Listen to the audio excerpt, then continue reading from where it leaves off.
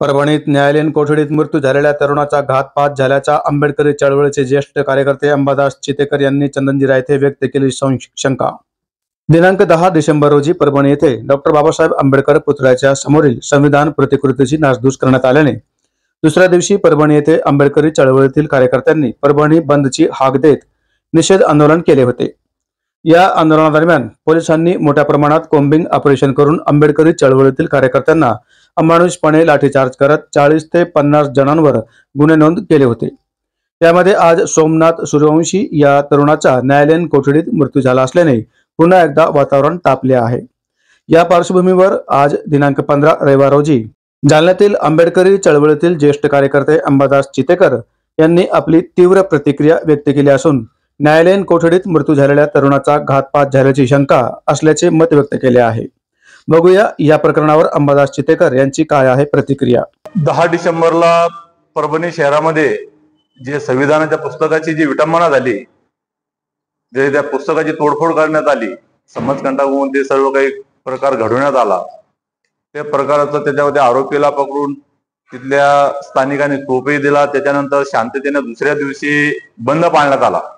पण त्या बंदच्या दरम्यान पोलीस प्रशासनाने काय केलंय की तिथे बौद्ध समाजावर, बौद्ध वस्त्यात कोम्बिंग ऑपरेशनच्या नावाखाली जाऊन जो काही लाठीचार्ज केला, जो काही अमानुष छळ केला तिथल्या त्या बौद्ध समाजाचा, तिथील शिक्षित तरुण, काही तरुणी अशा विद्यार्थ्यावर सुद्धा तिथील पोलीस प्रशासनाने लाठीचार्ज करून सनी कोम्बिंग ऑपरेशनच्या नावाखाली त्यांना अटक केली, मारहाण केली। त्या मारहाणीमध्ये लॉचा लास्ट वर्षाचा स्टुडंट असलेला सोमनाथ सूर्यवंशी हा विद्यार्थी आज मरण पावलाय। त्याची हत्या केली, त्याला पोलीस कस्टडीमध्ये मारले गेले का त्याचा मृत्यू झालाय हा अद्याप स्पष्ट नाहीये। पण आमचा असा एक संशय आहे तेथील पोलीस प्रशासनावर की त्या विद्यार्थ्याचा, त्या आंबेडकरी सैनिकाचा, भीम सैनिकाचा त्या पोलिसांनी त्यांचा खून केला असा आमच्या शंका आहे। आपण जो आंदोलन केलं, जालन्यामध्ये सुद्धा आंदोलन झालेलं आहे, यामध्ये आंबेडकरी चळवळीचे नेते जास्त होते। त्यावेळेस काही कार्यकर्त्यांचं असं म्हणणं होतं की बाकीच्या समाजातील किंवा बाकीचे जे संविधानाला मानणारे लोक आहेत ते काय या चळवळीमध्ये। बरोबर आहे, हा एक खूप मोठा प्रश्न आहे, आम्हालाही पडलेला आहे। भारत देशामधील आम्ही बघतो आता अलीकडच्या काळामध्ये बांगलादेशमध्ये जिथं हिंदूवर अत्याचार होतो, बांगलादेशमध्ये हिंदूवर अत्याचार झाला, भारतामध्ये मोठ्या संख्येने मोर्चे निघले, त्याचं निदर्शन म्हणून त्याचे मोर्चे निघले, फार मोठ्या प्रमाणामध्ये मोर्चे निघले, हिंदू समाजाचे त्याचा विरोध करण्यात आला। त्या गोष्टीचा आम्ही निषेध करतो। पण मग ज्या वेळेस संविधानाचा विषय येतो त्यावेळेस फक्त आंबेडकरी समाजच का पुढं, बाकीचे समाज का येत नाहीयेत? तुम्ही म्हणता की एकीकडे तुम्ही सांगता की आम्हाला संविधानाविषयी आमचं प्रेम आहे, आम्ही संविधानाला मानतो, आणि मग तुम्ही दुसरीकडे संविधानाची विटंबना होते, बाबासाहेबांची विटंबना होते, तर तुम्ही रस्त्यावर का येत नाही?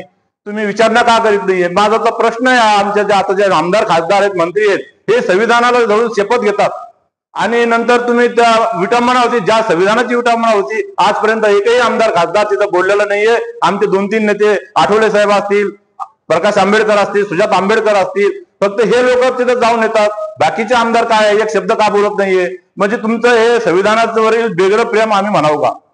तुम्ही एकीकडे सांगता की आम्ही संविधानाला मानतो, आम्ही संविधानाला धरून चालतो, बाकीचे समाजही म्हणतात की आम्हाला संविधानाप्रमाणे आरक्षण हवंय, आम्हाला संविधानाप्रमाणे सुविधा पाहिजे, एकीकडे सांगतात असं बोलतात, आणि दुसरीकडे ज्यावेळेस संविधानाची विटंबना होते त्यावेळेस फक्त आणि फक्त आंबेडकरी समाजच का रस्त्यावर येतो? हा या भारत देशाला पडलेला सर्वात मोठा प्रश्न आहे। सध्या परभणीमध्ये सुद्धा तणावाचे वातावरण आहे भीम सैनिकाच्या मृत्यू झाल्यामुळे। आता आपण आपल्या समाजाला किंवा सर्व नागरिकांना काय आवाहन करणार? मी सर्व आंबेडकरी समाजाला सर्वात पहिले शांततेचं आवाहन करील। आपण काय जे काही आंदोलन करू, निदर्शन करू, हे शांततेत करू, कायद्याला धरून करू, परंतु ज्या भीम सैनिकाचं तिचा मृत्यू झालाय त्या मृत्यूला जबाबदार असणाऱ्या तिथं संबंधित पोलीस स्टेशनचा PI असेल, तिथं SP असतील, जे काही सर्व पोलीस कर्मचारी असतील, ज्यांना कोम्बिंग ऑपरेशन करायचा ज्या अधिकाऱ्याने आदेश दिला त्या अधिकाऱ्यावर सुद्धा हत्येचा गुन्हा दाखल करून सनी त्यांना तात्काळ अटक करण्यात यावी व त्या पोलीस PI ला निलंबित करण्यात यावं अशी आमची पूर्ण आंबेडकरी समाजाच्या वतीनं ही ते प्रमुख मागणी असेल। आणि येणाऱ्या 1-2 दिवसामध्ये आम्ही या घटनेचा तीव्र निषेध म्हणून सनी महाराष्ट्र बंदची हाक देणार आहोत. काय नाव आपलं? मी अंबादास रामभाऊ चितेकर आंबेडकरी चळवळीचा एक ज्येष्ठ कार्यकर्ता म्हणून सनी जालना जिल्ह्यात काम करतो.